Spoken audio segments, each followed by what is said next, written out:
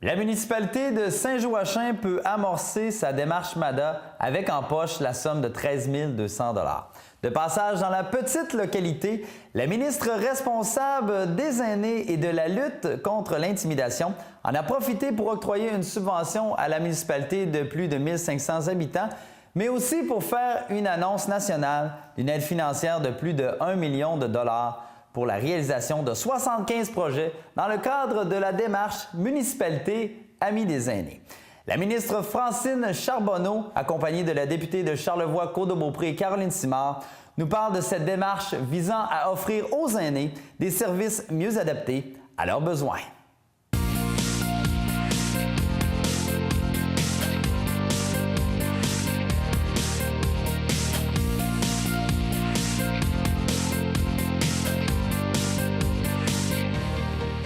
On annonce plus de 1 million de dollars pour des annonces qui vont se faire un peu partout, dans 75 endroits différents au Québec, pour annoncer des projets MADA. Qu'est-ce que MADA? C'est Municipalité Amis des aînés, un programme du gouvernement du Québec pour aider les aînés à être chez eux, dans un village, dans une ville, dans leur communauté. Et il y a une annonce qui est faite spécifiquement pour Saint-Joachim. On a annoncé un bon montant d'argent. On a annoncé 13 200 $ pour pouvoir mettre en place la première politique à Saint-Joachim pour les aînés. Et ça, c'est une annonce qui est très positive pour les aînés de la région et notamment de Saint-Joachim.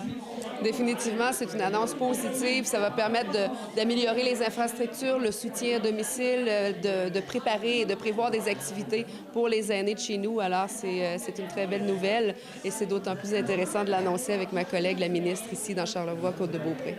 Oui, c'est important pour vous d'être là. Et pour quelle raison vous avez décidé de venir à Saint-Joachim précisément pour faire cette grande annonce-là? Bien, parce que ça aurait été simple de le faire dans une municipalité ou une ville où il y avait déjà un démarchage, déjà une politique en place. Mais Saint-Joachim a décidé d'embarquer et de faire tout le processus qu'il avait à faire. Donc, on faisait une double bonne nouvelle. Une pour l'ensemble des projets au Québec, mais surtout une pour Saint-Joachim, puisqu'on leur annonçait en même temps le montant qu'ils étaient pour avoir. Donc, une double bonne nouvelle, une belle sortie, pas trop loin de la maison qui est le Parlement, puis en même temps, bien, un endroit extraordinaire, puisqu'on a fait un petit tour de voiture avant d'arriver, et c'est très, très beau. En débloquant ces montants d'argent-là, quel message vous voulez envoyer aux aînés?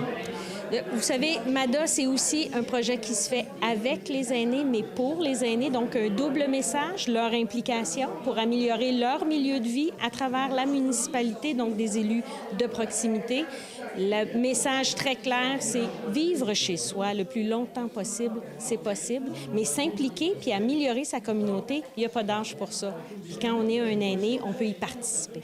Et vous l'avez vu tout à l'heure, qui sont bien en vie, nos aînés, puis qui ont envie de s'impliquer, parce qu'on en a ici à Saint-Joachim qui sont très dynamiques. Bien, je vous dirais qu'en ce moment, on se parle, mais sous nos pieds, au sous-sol, il y a des gens qui jouent aux cartes, donc ils se parlent, ils se mélangent, il y a moins d'isolement, il y a plus de communication. Ça fait des aînés actifs, ça fait des aînés pleins de rigueur, pleins de vigueur, et en même temps, rappelons-nous qu'un aîné, c'est toujours actif. Merci beaucoup. Ça me fait plaisir. On avait entrepris ce programme-là. Nous, on s'est inscrit au programme l'année dernière. C'est sûr que, bon, le temps que notre dossier soit évalué, soit étudié au ministère, bien, ça prend toujours, il y a toujours des délais. Hein. Et puis, on a été très heureux là, d'apprendre que finalement, on est éligible à une subvention de 13 200 $ pour la municipalité. Et là, la ministre s'est déplacée dans votre municipalité pour vous l'annoncer. Vous annoncez aussi que votre montant que vous pensez qu'un petit peu moins élevé a été bonifié. C'est quand même exceptionnel. Oui, effectivement. D'abord, c'est une annonce nationale qu'elle faisait là, pour reconduire le programme MADA. Là. Je pense qu'ils ont 811 municipalités jusqu'à présent là, qui ont embarqué dans le programme. Et c'est pour ça que, étant donné que nous, on était la seule de la Côte-de-Beaupré, dans le comté de Mme Simard, oui, elle a pris le temps de se déplacer chez nous. C'est très apprécié, franchement.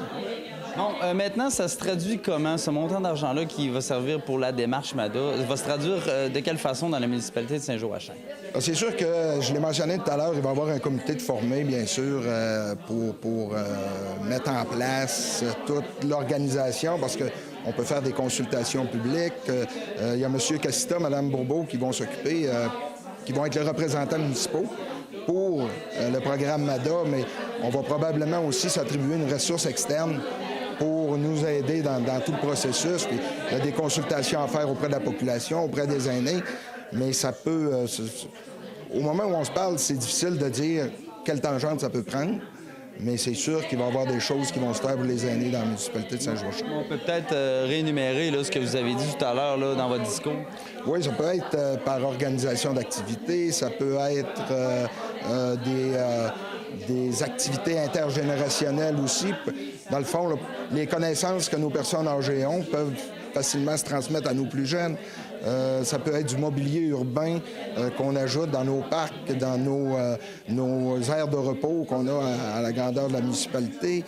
Ça peut être aussi des sommes de subventions accrues de la part de la municipalité pour des organismes qui viennent en aide aux aînés. Ça peut être, je pense à la popote roulante, la popote mobile de la Côte-de-Beaupré, l'association bénévole. Fait que c'est toutes ces choses-là qui vont ressortir probablement, je l'espère, là, du comité qui va être formé. Donc, ça peut prendre diverses formes, tout ça pour avoir des besoins mieux adaptés pour nos aînés. Effectivement, c'est la priorité, c'est l'objectif. Et il n'y a rien de mieux que s'asseoir avec eux pour voir ce dont ils ont besoin, puis effectivement de procéder et d'arriver au résultat qu'on espère être A1. Excuse l'expression. Merci beaucoup, M. Dubois. Bien évidemment aussi, la municipalité va injecter des sommes supplémentaires. Ce n'est pas avec 13 200 $ qu'on va procéder à tous ces changements-là, cette mise en place-là, mais on va être là pour en mettre. La municipalité va y mettre du sien, c'est ce que je comprends. Absolument. Merci beaucoup. Merci.